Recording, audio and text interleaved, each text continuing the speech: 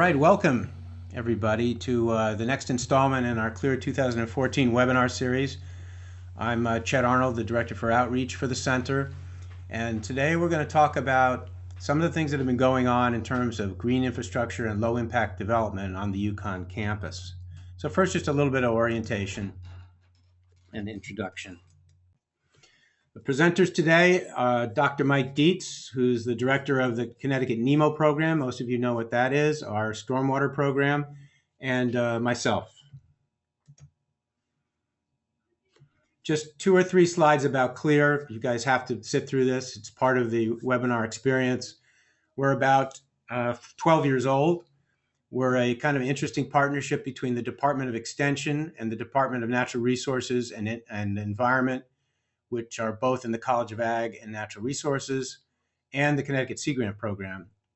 We've got between 7 and 9 people that work on CLEAR projects for most of the time, and we are primarily grant funded. We're kind of organized, this is rather new, but around topical areas. So we're known for our water resource management and geospatial technology, and of course we're the Center for Land Use. So we have an expertise in some programs in land use planning, to which we've been adding and fusing with our growing climate resiliency programs that we're doing mostly in partnership with the Sea Grant program. And then the way we attack those is basically through what we think is successful integration of 3 methods. One is the research, one is the technology, and then good old-fashioned extension education. So if you want to know more about CLEAR, we've got a blog. You can sign up for our newsletter. We do these webinars. And of course, there's lots of stuff on our website. So with that, we want you to access our webinars. Now, this is the second webinar of this series. And we have a number of really good ones coming up. The problem is when you click that button, you won't see them listed yet. We'll fix that. But we don't have dates for any of these yet because many of them are dependent on the outcome of some research or some other things that we're doing, or they're seasonal in nature. But I wanted to show you some of the things that we'll be doing. We're going to have a new LiDAR high resolution elevation data set for Connecticut that Emily Wilson has been working really hard on stitching together, actually getting the final piece flown as we speak. And that may take a while to come in, but this is very useful stuff, very dramatic stuff. And we're going to be having a webinar on that. And we'll also in the webinar include some general updates and information on improvements to the CT Eco website where the LiDAR will be living. That's a partnership between DEEP and UConn CLEAR. And you can see in that last bar that last year we had over 25,000 users going to CT Eco over 44,000 times. Mike Dietz had a very successful conference on road salt and the environment about a month ago up at Storrs. We had over 100 people, well over 100 people there. And it's kind of not seasonal and on everyone's mind now, but when November, December rolls around, we're going to revisit this topic. Mike's going to talk about some of the lessons that we learned at the conference and some of the issues that came up. We have a really great guest lecture that's coming up on land use change, specifically deforestation, and its impact on carbon sequestration. And this will be by Linda Powers-Tomaso, who got her master's at Harvard using the CLEAR land cover data to look at how much carbon sequestration potential we're losing when we cut down our trees. So here's a little map by town from our Changing Landscape project showing the towns in the darker colors having lost the most acres of forest. And we have a project between the University of Rhode Island and UConn, which we're very excited about, called NSYNC. It's a decision support model, both desktop and online, that identifies important nitrogen sink areas within a watershed, particularly coastal watersheds. And we're going to be demoing that live in an upcoming webinar. And lastly, a little change of pace. John Vollen, who's the department head of natural resources and the environment and the mastermind behind the Natural Resources Conservation Academy, will be talking along with his new coordinator about the NRCA. It's an intense summer field experience for high school students, and then they have to go back into the community and perform service natural resource related projects. And we're really excited about it. We thought you should know more about it. Oh, and not lastly, as I said, we're doing a lot of work on climate resiliency, and Bruce Hyde and Juliana Barrett are both working on a lot of different fronts in terms of helping communities to respond to climate change. And we don't even know exactly what the topic will be, but we'll be doing something later in the summer about that. So let's finally get to the point here. I'm taking too long. Mike's getting fidgety already. I'm going to talk about some of the things that have been going on really for the most part just in the last 5 years on the UConn campus. So this is what we're going to talk about. I'm going to give a little intro to why this is happening and the underlying programs that are driving it. Then Mike's going to talk about the practices and show you a lot of them. And then he's also going to talk about how we are tracking progress through monitoring and research. And then we're going to end up with a little few observations on where we're going from here and a new website that we've created based on our experiences. So let's talk about the introduction.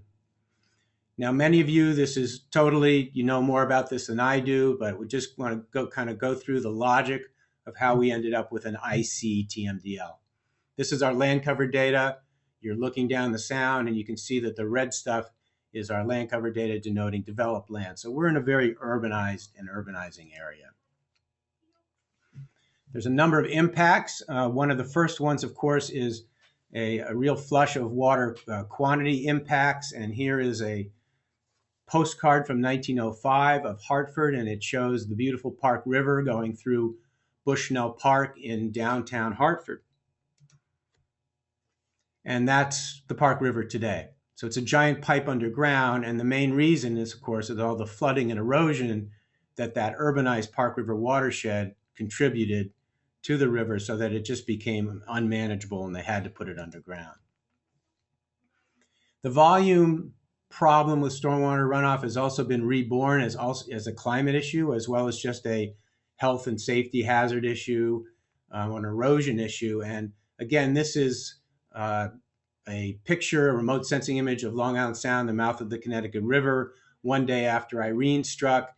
And this is basically, we like to joke, and it's not really a funny topic, but this is half of Vermont coming down the Connecticut River after Irene. So stormwater control is very much a climate resiliency issue. And then, of course, there's the water quality nature of it. We've been working in the NEMO program for years on stormwater and the fact that so-called non-point source pollution is the #1 source of water pollution in the United States, according to the reports that the states do every 2 years on impaired waters and then send on up the food chain to the EPA. So speaking of those reports and the food chain, let's look at, admittedly a little bit long in the tooth, but an older report from DEP that they sent up on their impaired waters. And what this is a list of the sources, how many impaired waters or miles, acres in the case of ponds and such. In this case, it's river miles, and what the sources are. And you can see that about 500 out of about 700 of the sources are attributed to 2 probable sources. Source unknown, and most of those are in urban areas, not all, and unspecified urban stormwater. And so the nature of the problem that we have here is this so-called urban stream syndrome. So we have a lot of urban and urbanizing watersheds. They have a lot of problems. They're very complex and interactive, synergistic problems. It may be more than just 1 or 2 or even 3 pollutants. It may be a whole series of things. And it all has to do with the very efficient drainage systems that we have devised to drain that urban land. And as you know, the main mechanism for that, and I somehow left out that slide, are impervious surfaces. So I don't have to show you the slide because everyone knows impervious surfaces like concrete and asphalt basically channel water directly into the stormwater system away from infiltration and start all these water quality and quantity impacts that we're talking about. So given the urban impacts, the urban stream syndrome, what's DEEP supposed to do and what's EPA supposed to do about this? It's a pretty complex problem. We'll never know enough about every watershed to be able to tease out all the problems in these urban watersheds. Well, along comes a very smart man, Chris Bellucci at DEEP, who thought of the idea of, many of you know this curve, it's the famous impervious cover model, or at least one of the latest versions of it, pioneered by Tom Schuler, thought of this model that's based on a national database of research growing leaps and bounds every year. It shows that as watershed impervious cover goes up, the stream quality of the receiving water body goes down, with, of course, lots of caveats and et cetera, et cetera. So he sold it to DEP, who sold it to the EPA, Region 1, who then sold it to EPA headquarters. And the main thing was that, do we have enough information in Connecticut to be able to base any kind of regulation on this as opposed to a national data set? Well, Chris took the DEP's very extensive monitoring data on aquatic macroinvertebrates, the bugs living in the stream, which are a very good measure of the cumulative kind of water quality and quantity things that are going on in a stream. They matched it with some of our CLEAR land cover-based impervious cover data, and I'm not going to show you the graph, but the bottom line is, out of those 125 small watersheds that met all the criteria for a clean study, none that had more than impervious cover over 12% met the state's biological standard for clean water via the macroinvertebrate assemblage. So the result was the Eagleville Brook Watershed TMDL. It's an impervious cover TMDL. Rather than being for a single pollutant, it is using impervious cover as a surrogate pollutant, which is the key philosophy. The target in the case of Eagleville is 11%, so 12% minus 1 for safety. It's a small watershed. And the interesting thing about it to us is it drains most of the UConn campus. The UConn campus may seem like a cow town, but the campus itself, especially the inner campus, as shown here, is very urban. Very large percent of impervious cover right in the immediate campus area. And so we think that this project is a very good model for more urban and urbanizing towns and cities. And if you look at the breakdown of impervious cover, you see the two largest components are in buildings and parking lots, which is a very characteristic footprint pattern, if you will, of urban areas as opposed to more rural areas. And if you look at the hydrology, you can see that there's a little spot where you can't see that blue line. The blue line disappears, and that's because Eagleville Brook is much like the Park River, only in microcosm, and basically was put under campus by as much as 12 or 15 feet in some spaces. And basically that gap in the line is where the UConn campus is. And lastly, before I hand it over to Mike, just to give you a feel for the timeline here, it may seem like a long time, but it's actually lightning fast in water pollution control standards. So 2007, DEP had come up with the idea, but they actually got the ICTMDL approved by EPA and released in 2007. And then very shortly after that, at the NEMO project, we jumped on it and proposed a project at the UConn campus to prove that this new surrogate approach was actually a good idea and actually would result in faster and better implementation than the traditional approach. Then we began the project in about a year and a half, because that's the way things take, long time things take. And then in about a year and a half after that, or a little more than a year, we issued the final technical report. This was done mostly by our very good friends and partners at the Center for Watershed Protection and Horsley Witten Group. And then about a year after that, Mike, with a little help from me, wrote the Watershed Management Plan, which is the basic TMDL foundational document. And the only thing I wanted to leave you with is this, that normally then you would expect that I would have drawn another line 2 or 3 years down the road and say implementation begins. But in fact, implementation began really before we had the final technical report. And the reason we feel that's true is because impervious cover as a surrogate is so much more easy to understand and act on than a typical TMDL. And we wanted to give a shout out to the UConn Office of Environmental Policy, which is making a lot of this happen, or really virtually all of it happening. So with that, I'm going to turn it over to Mike, who's going to talk about the practices themselves. Let's check this question here, Chet. Let's see what we got. Okay. We have a question. I read that a professor from UMass Amherst found that silt from Irene had potentially positive impact on capping mercury in the River Sound. That's really interesting. I had not read that, but it's entirely possible. We know that, I know that there's always been a raging debate in the Hudson River about whether to dredge and stir up, metal contamination that happened in the foundries in the Hudson over a 100-year period. and some of the PCBs in the upper Connecticut River, whether dredging is a good thing to do to get rid of it or whether it's better to cover it up. So that's, I mean, that's more of a comment. That's really an interesting comment. Okay, thank you, Chet. So I'd like to start out our little virtual tour here with a pervious concrete lot at the field house at the University of Connecticut. So you can see Gamble Pavilion in the background there. So this pervious concrete lot, like all pervious pavements and all the ones I'm going to show you today, is different from the regular pavements that we see, and many of you might be aware of this, but the sub-base below all of these pavements is different and allows for storage and infiltration of that water down below the actual paving surface. So this lot went in 2009, and pervious concrete is a bit of a finicky product. If it's done right, it can last very, very well, and there are certainly some examples around the state and around our country where this particular product has performed extremely well. It did pretty well at the beginning here at the field house. Unfortunately, over time, we've had some issues with it, and we believe that some of the issues that came about had to do with the curing that's associated or that's required with this type of product, and having cars on this product too quickly before sufficient curing took place. And also some salting took place on there early on in that winter, which may have affected the integrity of that concrete. So again, that product can work quite well in other locations. Just happens we've had some issues with it here at the University of Connecticut. Right around that same time, we had a pervious asphalt lot go in.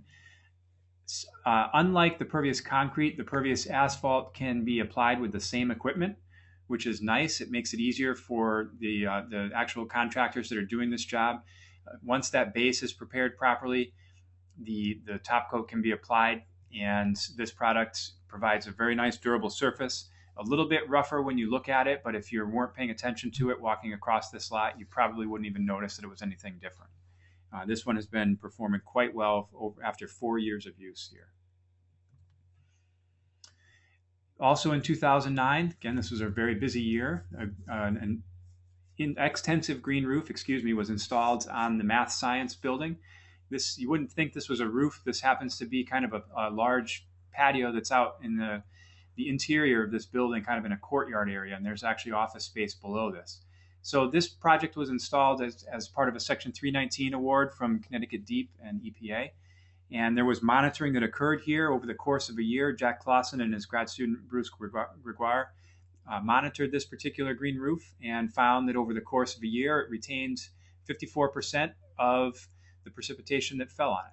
So that was quite a nice finding and useful for us for something that I'll explain to you a little bit later on in this webinar. So the green roofs have multiple benefits. The stormwater one is obvious. They also have a benefit for energy, reducing the heat and cooling requirements below that space. And there's another thing that has come up that we didn't even really anticipate. When I was there checking this roof with a tour that had come to campus, we were there in a day in early June, and the honeybees, that were all over the flowers on these species. They're sedum species, so they're pretty low growing and not real showy, but they do have some nice flowers. And the bees were everywhere. So in this sea of concrete here, it was attracting and providing nice habitat for local honeybees. So that was pretty cool to see. So this is a close-up of how those trays look. These are modular trays, 2 feet by 4 feet for this particular one. There are others that are 2 feet by 2 feet or 2 feet by 1 feet. And this can also be applied in a bulk pour of the media. But the trays are nice because it can be done kind of easily on smaller projects. And you can also involve other people. This particular one involved a lot of students that day, with volunteers from the Office of Environmental Policy, Jack Clausen, and the Natural Resources and the Environment Department, as well as others from Extension as well. Following year, in 2010, Northwoods Apartments was getting a rehab, and part of the road needed to be ripped up. And some folks took advantage of this renovation and decided to put down some porous asphalt in the parking stalls on both sides of the regular asphalt road. So this was a nice application. It's kind of a nice thing you can showcase, because some people say, well, yeah, it costs a lot more money to do this.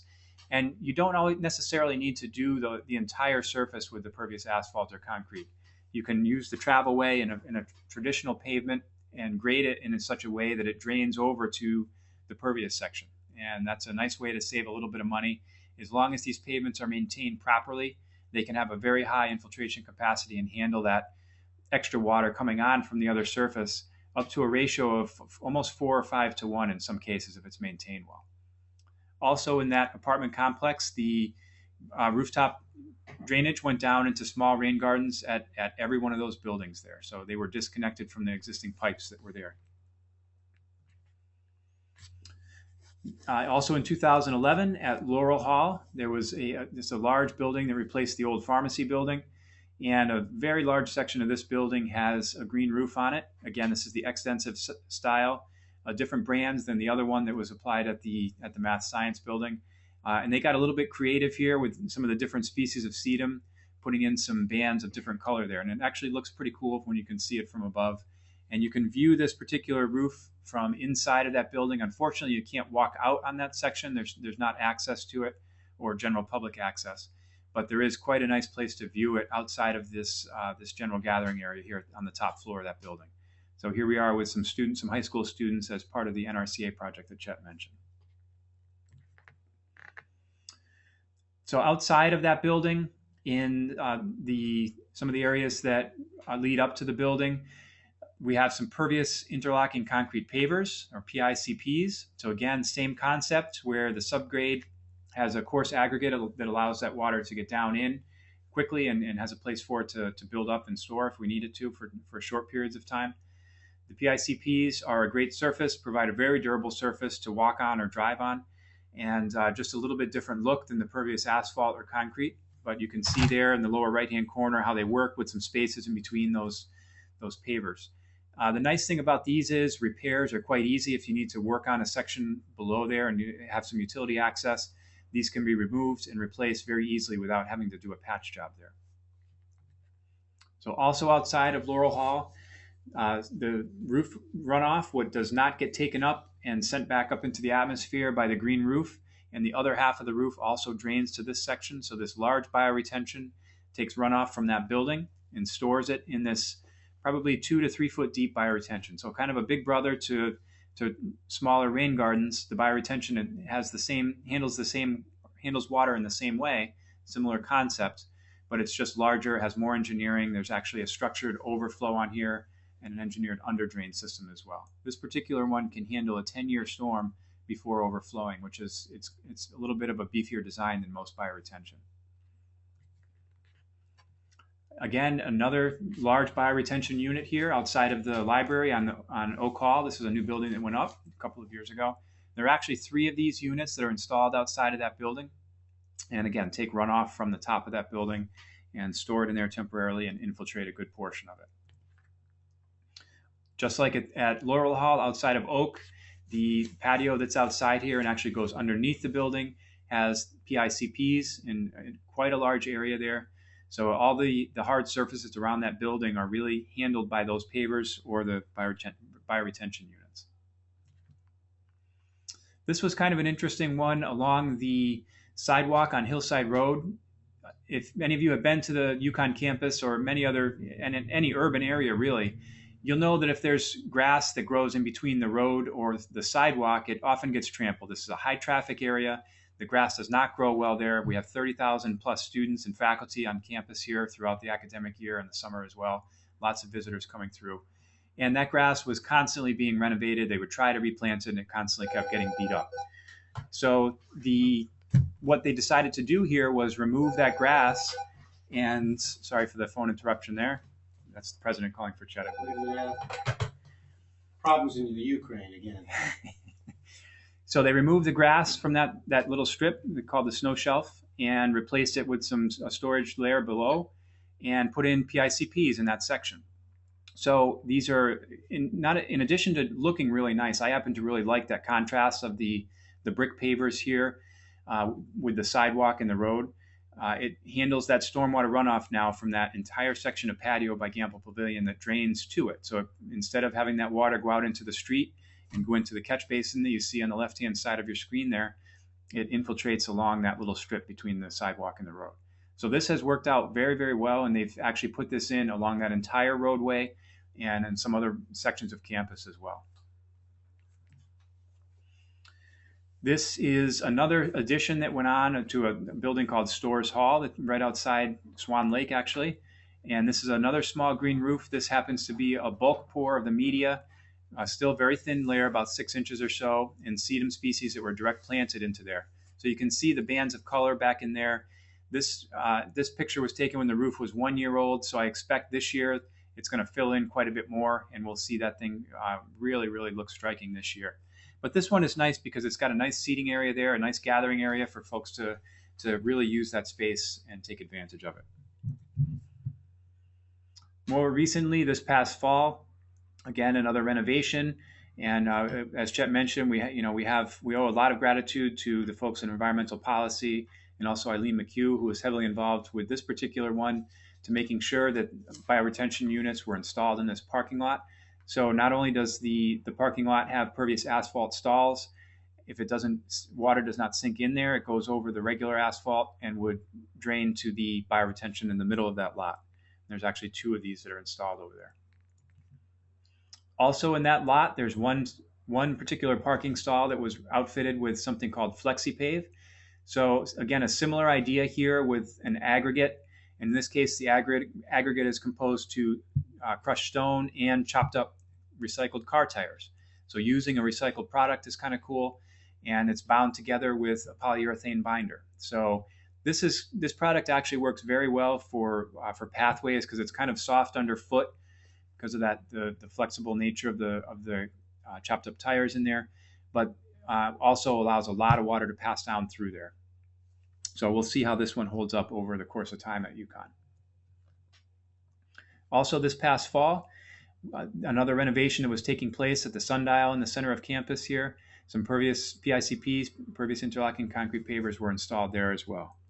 And we had a recent visit. This is not just 3 bald guys having a conversation in the middle of campus. This is when Congressman Courtney came to campus, and that's Dave Dixon and myself talking with him about some of these stormwater features that we're highlighting here today. He's very interested in this topic because he signed on recently to an innovative stormwater infrastructure bill that is trying to make its way through House and Congress right now. All right, so I'm going to move into another section here and talk to you a little bit about the monitoring that's taking place on campus, specifically in Eagleville, Brook, and then some stormwater reduction efforts the tracking of these efforts that have been going on campus, and then the actual amount of impervious cover that's been reduced. All right, so using Chet's same timeline here, in 2010, Jack Clausen was nice enough to help out and install some of his equipment at an existing weir that was downstream of campus to try to track what was happening with that stream. So he provided that equipment to help this get started, and that allowed us to really see what was going on in that stream on a daily basis or much shorter time frame. These were 10-minute time intervals that we're recording that data at. So we can really track that stream and see what's happening in response to precipitation events. In 2011, I got a small grant from the Connecticut Sea Grant Program to install some real-time equipment at that particular site, where we now can track in a shorter time frame. It refreshes itself every 30 seconds. We can see what the discharge is in the stream, and also the conductivity of that water, so how much the measures of dissolved salts in that stream, and the temperature. So it's kind of nice now to be able to see that, and I'll show you a little bit more about that in a second. In 2013, we, as part of a Section 319 award, got funding to do a little bit of monitoring for sediment, chloride, and copper in the stream. So grab sampling that was done once per week. And that continued for 1 year until this past fall, November 2013. So I'll be presenting those results here for you today. So again, here's that monitoring weir. It had been in place since the 1950s. The blue star on the top right-hand side of your map there shows where it is, just downstream of the most developed part of campus. And I'm not going to go to the site to show you this today, but I wanted to give you the URL so you can check it out. Again, every 30 seconds, that data is uploaded and beamed over to the water quality lab, where it gets posted to the web. So you can't download that data from the site, but you can view it. And if anyone is interested in that, I'm happy to share that data as we collect it. So that's clear.uconn.edu/projects/Eagleville. So this is the kind of data that we now have where we can look over the course of a longer period of time, so going all the way back to 2009 on the bottom scale. And what we have here is daily discharge in cubic feet on the Eagleville Brook site. So we can start to look at it now and see seasonal patterns. We can look at how the stream responds to specific precipitation events and see if that changes over time. So this monitoring is really critical to use to see how the stream is really responding to these changes that we're making on campus. So I mentioned the conductivity probe that we have in there as well. So this is not from this most recent winter, but the winter before. And this, before this, we really had no idea what was happening as a result of some of our de-icing that's taking place on campus. So just like all over the state, UConn gets heavily de-iced with chloride salts in the wintertime to keep the sidewalks and the roads free. And we can see that coming through in the stream. So our base flow, the units here, if anyone is familiar with that, this is microsiemens per centimeter. Our base flow is around 1,000 microsiemens per centimeter in that stream, which is actually pretty high for a small stream in this part of the state. We would expect that to probably be around 200 in an undisturbed area. But we run at about 1,000. And during the storms that we can see here after these events, we can see spikes up to over 15,000. And this past winter, I saw them up over 20,000. So 20 to 25,000 is about half the saltiness of seawater. So really strong pulses of salty water coming through that stream. So on to some of the water quality results from Jack Clausen. Here are some of the statistical data that you can, if you're interested in that, the means, max, minimum standard deviation and such. In general, though, what we found was that sediment was quite low in this stream, which was not really that surprising, given that UConn, like the other DOTs in the state, or Public Works and the state DOT, have really switched away from sand and are using essentially just salt now to de-ice. Chloride, quite expectedly then, was high. So our mean was about 490 milligrams per liter. This is in line with other developed areas in northern climates, though. And copper was lower than in a previous study that was done at UConn. The mean was 18.1 milligrams per liter, or micrograms per liter, sorry. So it was a bit lower than that was measured in the past, and probably around 2,000. However, the levels are still a bit of a concern, and I'll show you why here. So this is a percent exceedance graph that I'm going to show you here. So the way we read this now, if you look along the bottom axis there, you can see the percent, the chance that a sample is going to be higher than that given level of concentration that we see on the left-hand axis. So if we look, for example, at 230 milligrams per liter on the left-hand axis, which happens to be the chronic aquatic life criterion for the state of Connecticut, for the samples that we found, 80% of those samples were above that 230 milligram per liter threshold. So that's a bit of a concern for the aquatic life in that stream, and perhaps not a surprise that the aquatic life was found to be degraded downstream. The acute standard, or criterion, was 860 milligrams per liter, and about 10% of samples were above that level. If we move to copper, same kind of graph now. Let's take a look at the chronic water quality criterion. It's 4.8 micrograms per liter. About 97% of samples were above that level. So that's a big issue, and that's something that we're going to need to look into further. The acute criterion was 14.3 micrograms per liter, and about 25% of samples were higher than that. So that's a bit of a concern for the aquatic life in the stream. So in addition to what Chet talked about with this urban stream syndrome, with this mix of pollutants and not really being able to identify the source, this bit of monitoring has helped at least identify two things that are probably causing some of the problems here, and both are likely associated with our stormwater.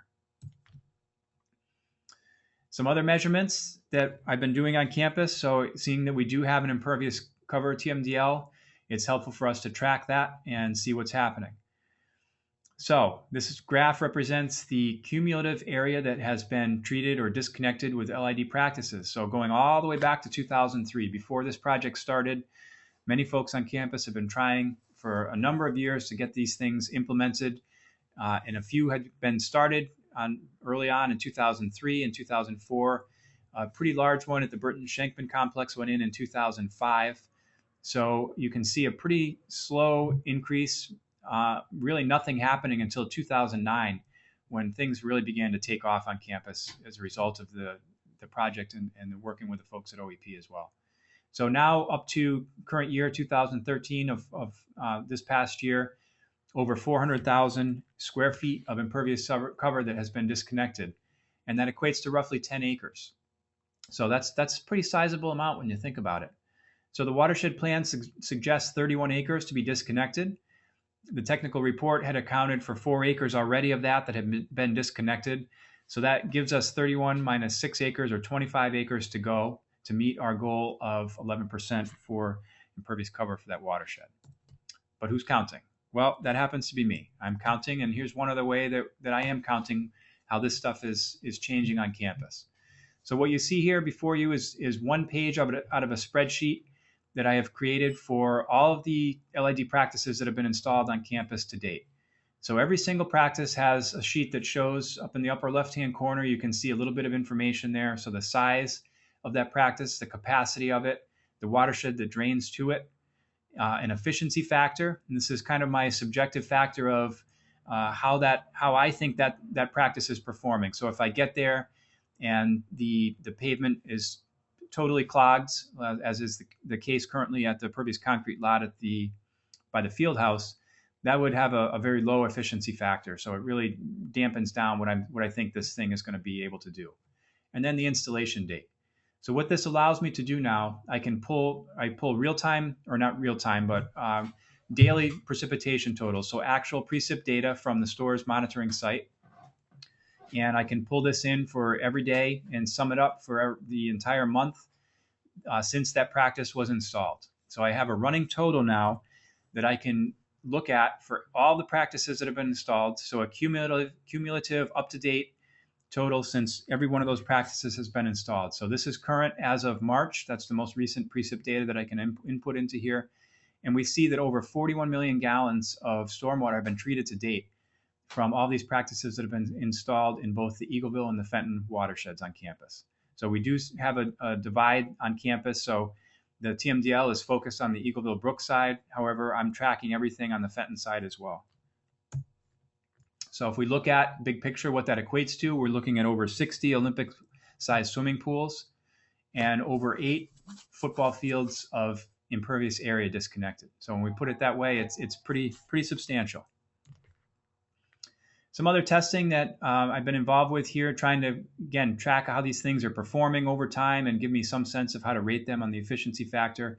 This is Alex Barisi, an undergraduate student who did a work study with Jack Clausen and me this past fall. So I have evaluated all of these pervious pavements on campus to get some sense of how they're doing. So I'm going to try to do that on a regular basis to see how we're holding up over time. I'm not presenting that data today, but if anyone's interested, I'm happy to share that with you. So other recent developments. So the lower reach of Eagleville Brook was delisted in the most recent round of sampling that DEP performs for the aquatic life in the stream. So this was quite a great finding. So it still leaves the reach that's closest to campus that was still found to be impaired. So that the TMDL will still be applicable to this. However, it's a pretty good success story that is no doubt due in part to these efforts that have happened on campus. We also have a couple of recent 319 awards to install some water harvesting on campus. Again, reducing the stormwater runoff and using that as an amenity and reducing also the potable water use on campus. And a more recent award to install some interactive signage on these stormwater features on campus. And again, I mentioned that I'm not just focusing on the Eagleville Brook watershed. So on the Fenton side, the Storrs Downtown project, this is a great project that's happening on the edge of campus here. We have a true downtown now with mixed use development. And this happens to be the town green that's being installed here. So it'll be a little green in the center and then have some pervious pavers that surround that. So again, you wouldn't think that gray would be green, but in this case, it is. It's allowing that stormwater to pass down through. And Linda Painter is heavily involved with this project, and she's the town planner in Mansfield, and we work quite closely with them, sharing resources and trying to make this the best that it can be. I just want to acknowledge the funding of Connecticut Deep for that 319 award. And now I'm going to pass it back to Chet for the last section here. So let's see, we're a little bit early. So you want to look at these questions? Or you want to wait till the end? Yeah, let's see if we have any questions we can answer before we do that. We're going to look at the That's questions. Megan's link. Okay, so we can go to the next one. Okay, That's the link. isn't the link? So what? Can we send these out to the registrants or something? These links, or If anyone's interested in that link about the mercury stuff, we can just send us an email and we'll send you that link. we have a question: what's the significance of copper as a pollutant, and what would be the source? Copper has it's toxic in a high enough concentration to aquatic life, and the source is still a little bit up in the air at this point. You know, we do have a couple of large buildings. Some of these new buildings that have been installed, you may have noticed that they have copper siding on them, and they've actually gotten LEED credit for using this product because it was a recycled product. It has a very long life, so it's good in that respect. But we're not quite sure the impact that it's having on the stream. The previous study that I mentioned, it's on that slide. If you want more detail on that, I can send you that study. The large buildings were not installed at the time of that study. There was some copper flashing on some of the roofs, and historically, copper has also been a component in some brake dust, I believe, so running off of some of the parking lots as well. So those are some of the sources. We're not exactly sure where it's coming from in the Eagleville Brook watershed, though. You know, Mike, I was going to ask you, could you just tell people when you showed those exceedance curves, you had the chronic levels and the toxic levels, or the acute levels, excuse me. Could you just explain what those are in terms of? Sure, and I'm not going to get it exactly correct. If your DEP will have this on their website, but it has something to do with how much the aquatic life or certain organisms can tolerate those things for a certain, or those pollutants for a certain period of time. So the chronic one looks at long-term exposure and evaluates how toxic that is at given concentrations to the aquatic life. And the acute one is a much more short-term exposure. All right, so we had one more question, I think. Yes, that will. Oh, wait, we have more than that. All right, so that one you'll answer coming up here. Is there a self-guide? I'm so glad you asked me that question because that's coming up. Do you perform any maintenance on the porous pavements? I'll let Mike answer. Unfortunately, there really has not been any maintenance on these to date. The recommended maintenance is using vacuum suction to clean them out. And we've recently acquired, Dave Lotrek was instrumental in getting this for the UConn campus. So we are going to be implementing more of that maintenance going forward here. And just for an example, the pervious asphalt lot that's up at Towers, there's some areas where the regular asphalt drains onto it and some sand is accumulated in that section and the drainage is not very good. It's in probably, I would say, 10 to 15% of that entire lot. And when we checked that, we were getting 1 to 2 inches per hour of infiltration. 80 to 85% of that lot at 4 years old was infiltrating over 100 inches per hour with zero maintenance. So this was kind of a surprise to me and really encouraging to see that even with very little maintenance, they were still performing well. So we have another one. Are there design specifications, plan details, lessons learned, etc., available to engineers and planners to allow for easy incorporation of various LID features into proposed development plans? That's a whole other webinar. I think the answer is yes and no. I'll let Mike really answer most of this because he is the technical one. We have been trying to keep track of these particular practices at UConn, but the building department is really racing head over heels on new buildings, and it's sometimes hard to extract all of that relevant information and plans. If you have something specific that you're interested in, we can try to get it for you. And I think in general, around the country, as green infrastructure becomes much more popular, especially in the big cities and other places, that there'll be a lot more in terms of technical backup for people and drawings and specifications. And there's still quite a bit now. The Connecticut Stormwater Quality Manual is from 2004, just been updated a couple years ago. It's a good resource. And I would recommend highly the Rhode Island Stormwater Manual, which was done by our friends at Horsley Witten, which has a lot of very technical information. North Carolina also has a lot of technical information, and we can, if you want to email us, we might be able to send you some other things. Do you want to add? I just add UNH, the Stormwater Center. UNH has good specifications on pervious pavements, and most of the manufacturers of the PICPs have detailed specs on their websites about those products. So if you Google UNH for University of New Hampshire Stormwater Center, you'll get to that site. Next question is, are you tracking unit costs and maintaining specifications for BMPs that can be shared? It's a real tough one for us to do at UConn because many of these things are wrapped up into larger projects, excuse me. So right now we don't have good cost information that we can pass along for these particular ones. I can tell you, Antonio, we desperately want that and understand the importance of that.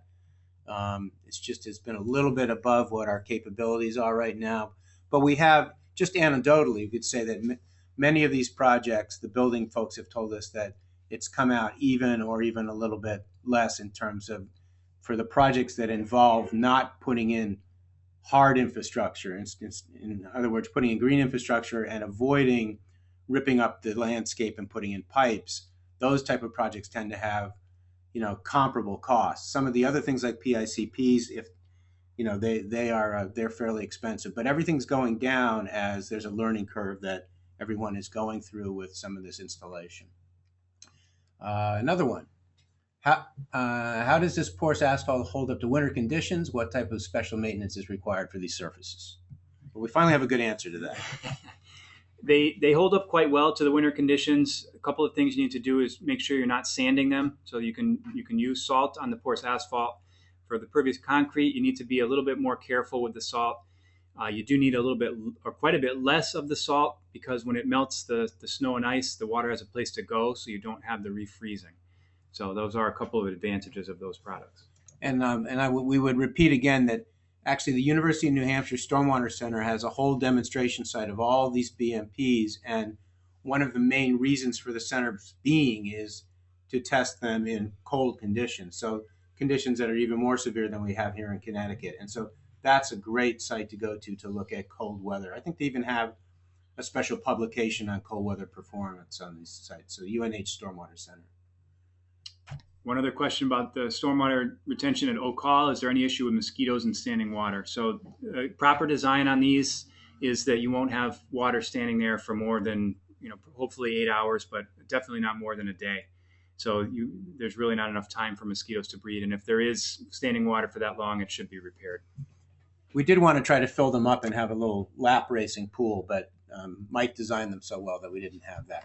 Is there a self-guided tour pamphlet that will allow someone to visit these various features? God bless you, Mr. Gustafson, because it's the last question we have and a perfect segue into our next section. So yeah, I didn't want to press that button. Cancel, how about that? All right, so we did want to cancel out though of the PowerPoint and go live to a new website.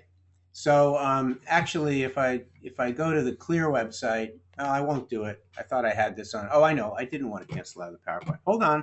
We're doing this live without a net. I forgot what I was doing with all your questions.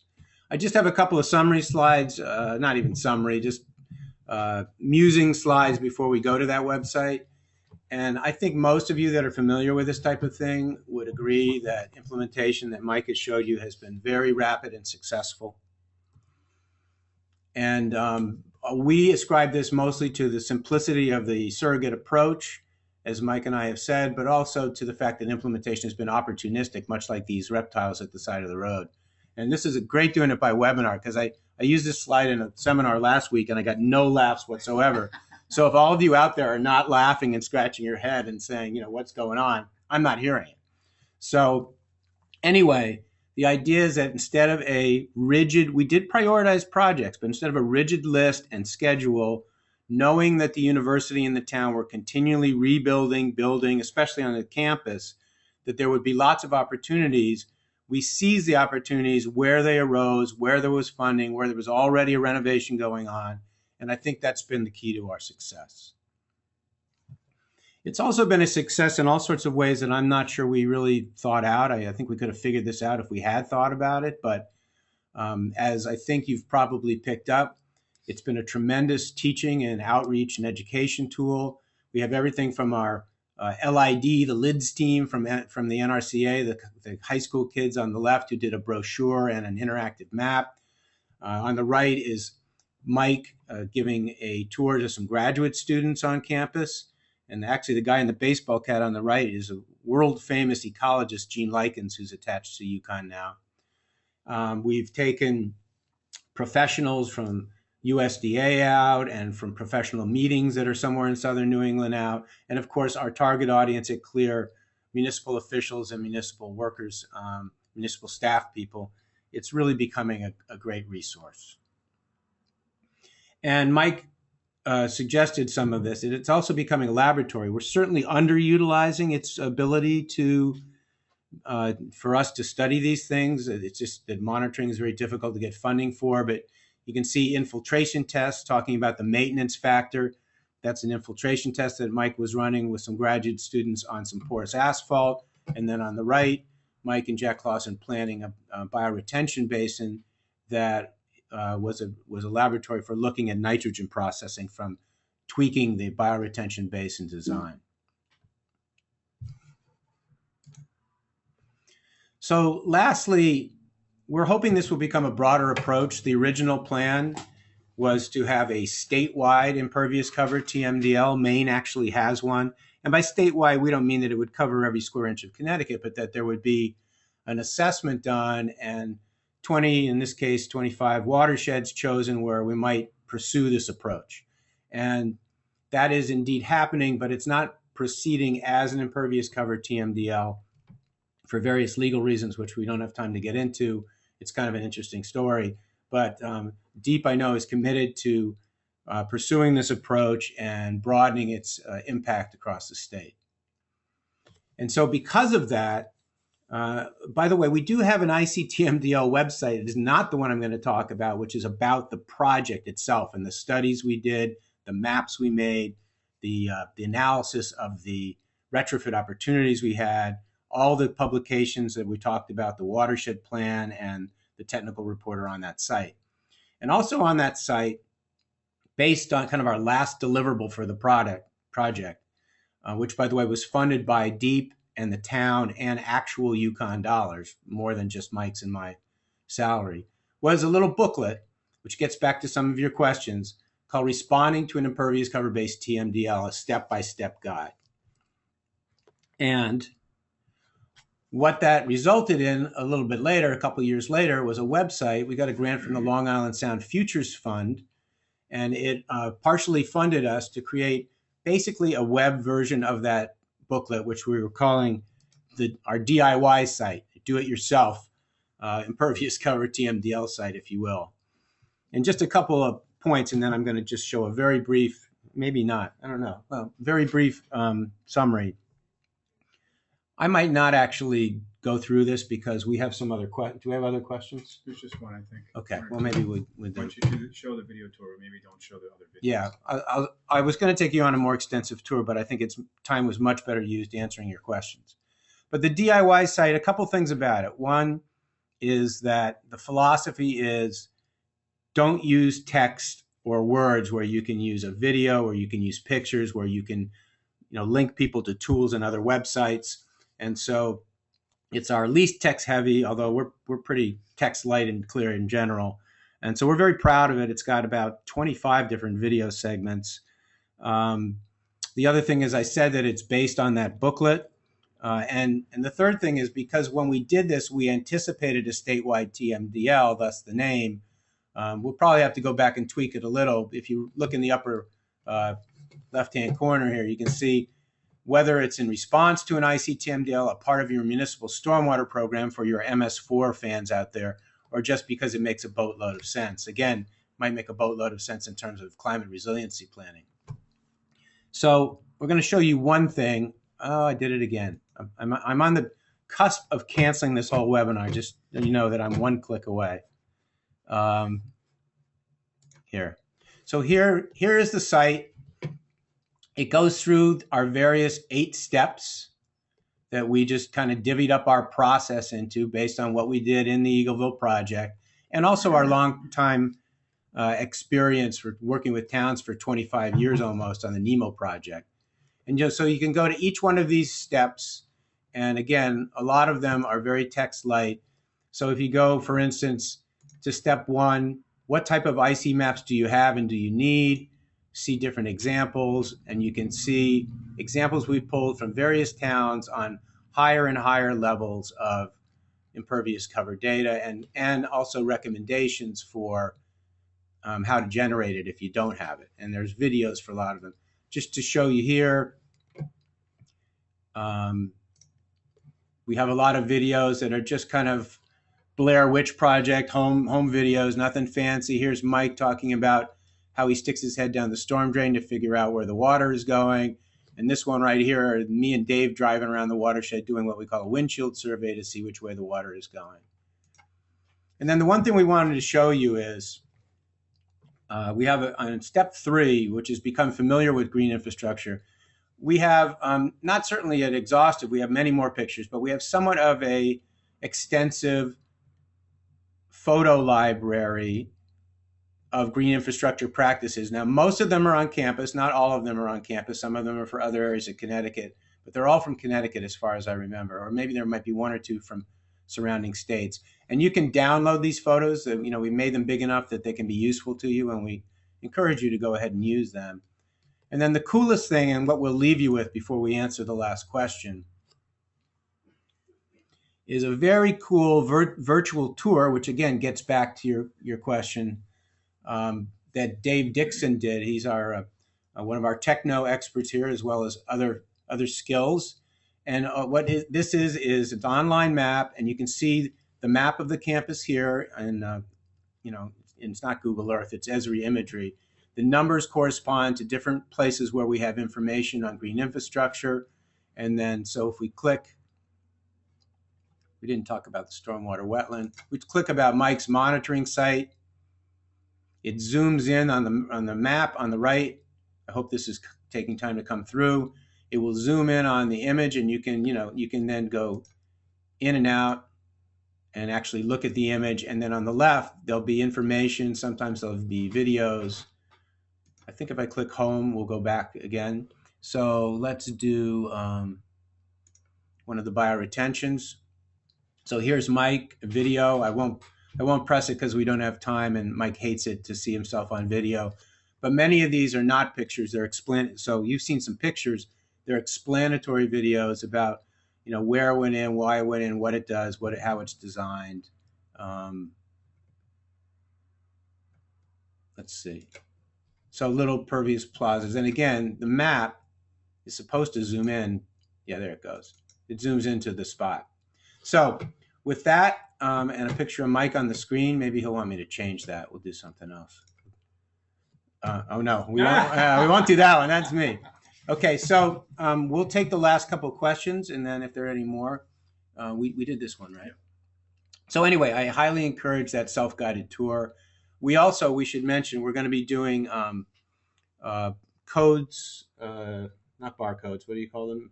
QR codes. QR codes and small informational signs at some point on campus, and work with the student welcoming and parent welcoming center to have a little bit of a self-guided tour when you're actually on campus, which is probably what you were asking about in the first place.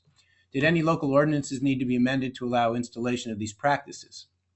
Also, was Connecticut Department of Transportation okay with pervious surfaces in public rights of way? I'm not sure we had any pervious surfaces in public rights of way. That wasn't a state road there. That was just a local UConn road. Yeah.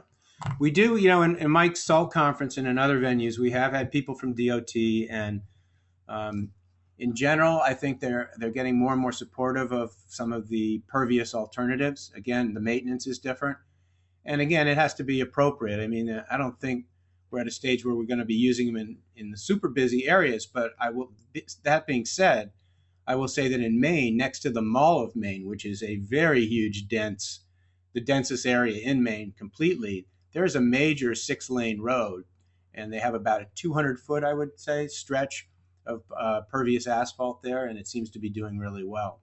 But we didn't have to get permission from DOT because none of it was in the right of way. So getting back to your first part about ordinances. On the UConn campus, UConn is its own fiefdom, its own kingdom. It is subject in some cases to Mansfield planning and zoning ordinances, but for the most part, those types of decisions are made at the university administrative level. So we didn't have to deal with that problem. Mansfield, we don't usually emphasize this, but it's very important, and you've caught us out on it, is that Mansfield was a big part of this project, and Mike showed you that they're doing some great things. We've been working for them basically with them since 2009 to get their plan of conservation development, their zoning, their street regulations, and all their ordinances changed to be able to enable LID. So that's very important. That's stressed in the DIY site. And in fact, we have a booklet that's probably 6 or 7 years old at NEMO that you can access through the DIY site that shows you how to get through those. But I will say that in my mind, we haven't totally proven this concept. We proved this concept of an impervious cover TMDL 90%. We haven't proved it 100% because we want to do it in a watershed with towns, and the university is somewhat of a different beast. And that's why we were a little disappointed when we found out there wouldn't be a statewide ICTMDL, but there will still be that program and we'll be able to do it. Is this a new question, Kevin?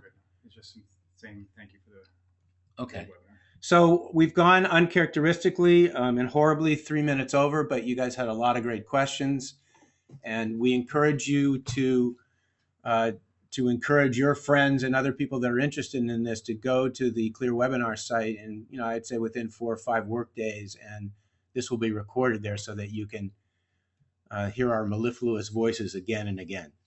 And please check back for all those great webinars that we're going to be doing. We're going to be scheduling them. I am writing an email as soon as we get off and scheduling those damn things. So thanks very much, and we'll see you next time.